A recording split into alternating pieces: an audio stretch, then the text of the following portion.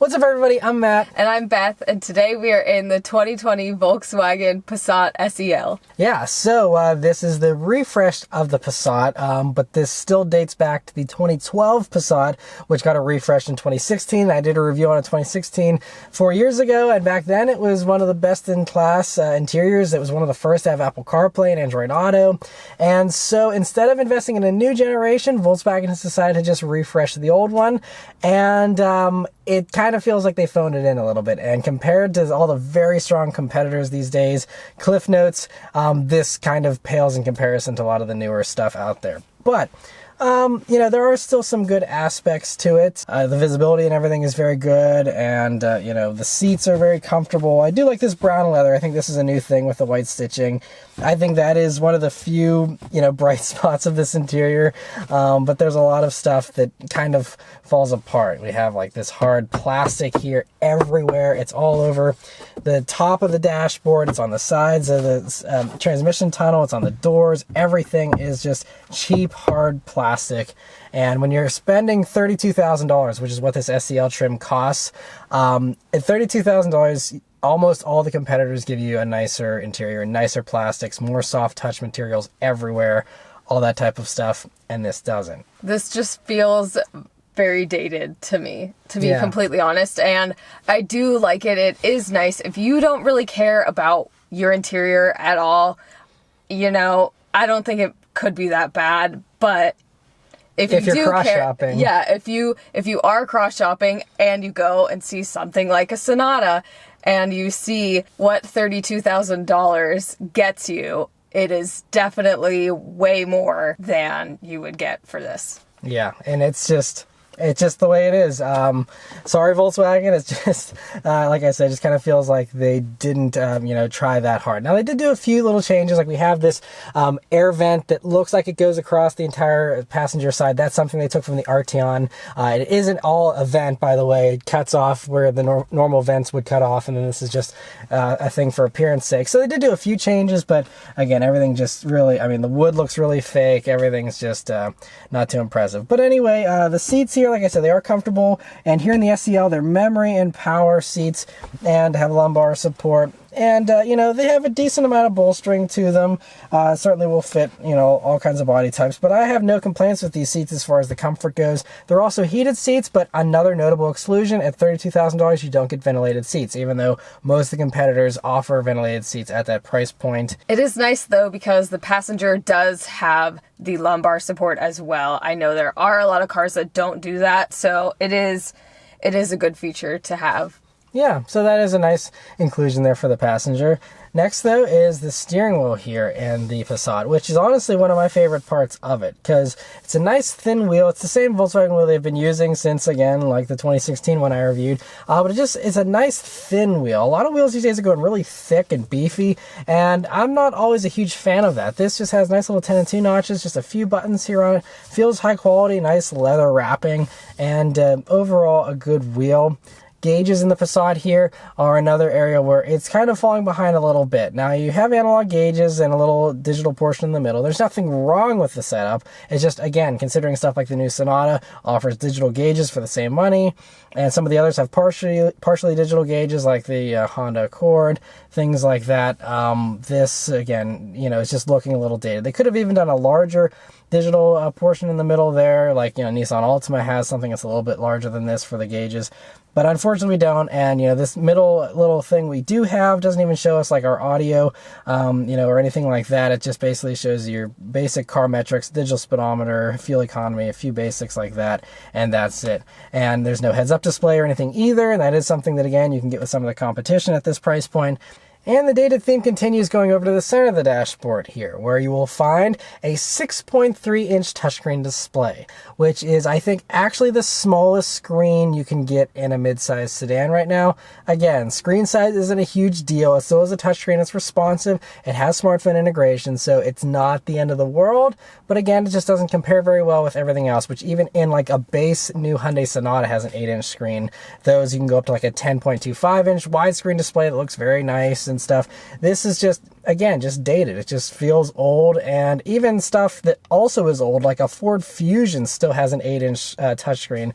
So this, I mean, they said supposedly this is on the old platform, and that's why they can't have an 8-inch display. But I don't see why an old platform would stop you from being able to swap the radio. I mean, Best Buy can swap your radio for you, so I don't know why Volkswagen couldn't figure out a way to put their 8-inch screen in here and instead stuck us with the 6.3-inch. But otherwise, like I said, everything works fine. The navigation maps still look super old, like they have for several years now. That's something that they're not addressing either, I guess. But it's whatever. Just, don't be expecting to be wowed by the infotainment in this car. You also do have other sound-related stuff. You have this Fender stereo system, which is an upgrade here that you get with the SEL trim. It's nice, but I think it's really bizarre how you have Fender branding at the A-pillar, but the actual speaker is all the way over here by the windshield. So I guess they wanted to show off, ooh, it's a Fender stereo, but they didn't want to actually put the badge on the actual speaker and just decided to put a Fender badge randomly within the driver's line of sight. So kind of a weird thing there. But yeah, the Fender stereo sounds okay. It's not one of the best sounding stereos in this segment either. Also, when you are changing channels on the radio, it's easy for me, but it probably would not be for the driver. When you do change the channel, you have to turn the knob, but then when you want to select the channel, you have to push the knob in. It's not the biggest deal, but it is something that is a little bit more of a hoop that you have to jump through when you're just trying to change the channel. Yeah, and I mean, ideally, most people probably set their presets. You just touch that, and it's not a huge deal. But, if you are just trying to tune to a station, it's an extra step that seems a little unnecessary. Anyway, though, coming down to the climate controls here in the Passat, these are the same as they have been for the past several years now. So they work fine, nothing too impressive. A lot of the competitors these days have metal dials for this stuff, and this Volkswagen still has these plastic knobs that are a little loose and cheap feeling. But like everything else in the Passat, there's nothing wrong with it. It's just not very impressive either. Moving on to storage space here in the Passat. So, you have right beneath the climate control, a pretty large bin there. It's not massive. And I feel like that would have been the perfect opportunity to have changed it into a wireless charging pad. Yeah, and they didn't do that either. So I don't know if they just didn't want to or whatever. I mean, they do have a USB jack out in the open here and a power outlet.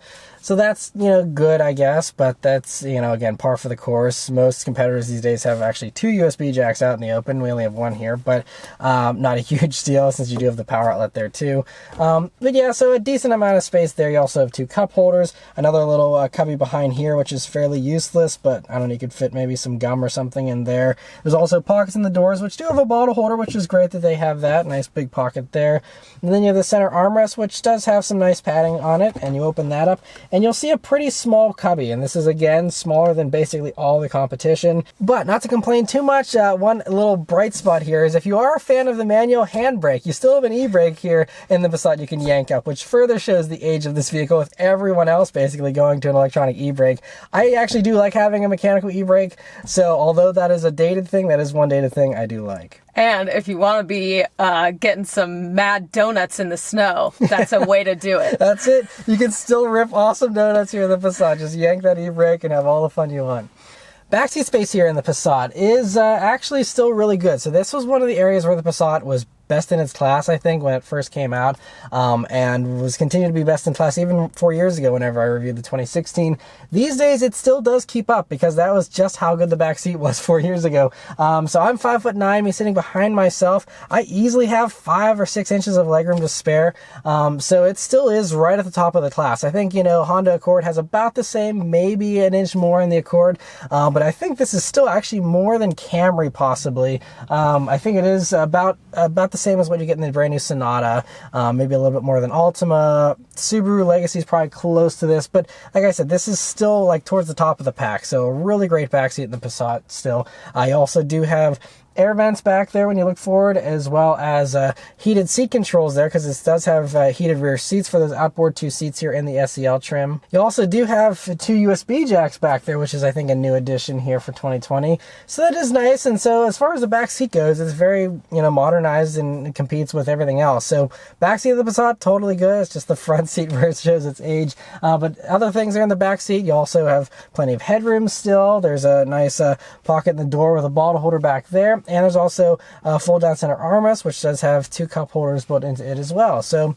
all kinds of great amenities back there for the rear passengers in the Passat, at least. Trunk space in the Passat has also aged very well. So 4 years ago, it was one of the best in the segment. I still think that it has held up very, very well. It's a nice, long, very wide opening, and I think it's just like the opening for the actual trunk itself is just a very large opening too. So it makes for a very welcoming trunk to put all your stuff in there. And beneath the floor, you'll also see a spare tire still, which is nice to have because that's something that not everyone offers these days. So yeah, that's all our thoughts here on the 2020 Passat. Like I said, in summary, there's nothing wrong with this interior, but just if you cross-shop it with basically anything these days, this is going to feel old and outdated. And not only did you mention this, but actually another friend that I was giving a ride in this vehicle earlier today actually said, this just feels old. And they're not really a car person. They just sat in this and they're like, this is a 2020, like what?